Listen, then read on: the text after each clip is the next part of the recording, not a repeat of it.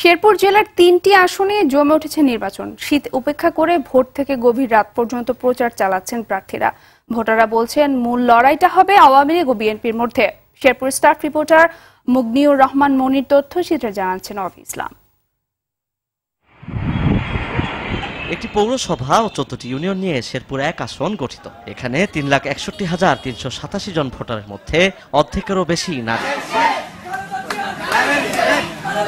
আওয়ামী লীগ থেকে চারবারে নির্বাচিত সংসদ সদস্য আতিউর রহমান আতিক এবার লড়ছেন নৌকার হয়ে। ভোটের দৌড়ে তার সঙ্গে পাল্লা দিচ্ছেন রাজনীতিতে একেবারে নবীন ডাক্তার সানসিলা জেব্রিন প্রিয়াঙ্কা। ঋণ খেলাপের কারণে বিএনপি নেতা হযরত আলী নির্বাচন করতে না পারায় তারই ২৫ বছর বয়সী মেয়ে প্রিয়াঙ্কা প্রার্থী হয়েছেন ধানের শীষের। যদি এখানে প্রত্যেকটা কেন্দ্রভিত্তিক আমরা সঠিকভাবে কাজ করতে পারি এবং যদি আমাদের পুলিশ প্রশাসন নিরপেক্ষ থাকে তাহলে জয় আমাদের হাতেই আসবে, ইনশাআল্লাহ ধানের শীষ জিতবে। ৩০ ডিসেম্বরের নির্বাচনে শেরপুরের মানুষ বিপুল ভোটের ব্যবধানে এই আবারও পঞ্চমবারের মতো আমাকে নির্বাচিত করেন। হেভিওয়েট বা নবীন প্রবীণের বিচার না করে প্রার্থীদের সততা আর যোগ্যতাকেই বিবেচনায় রাখছেন ভোটাররা।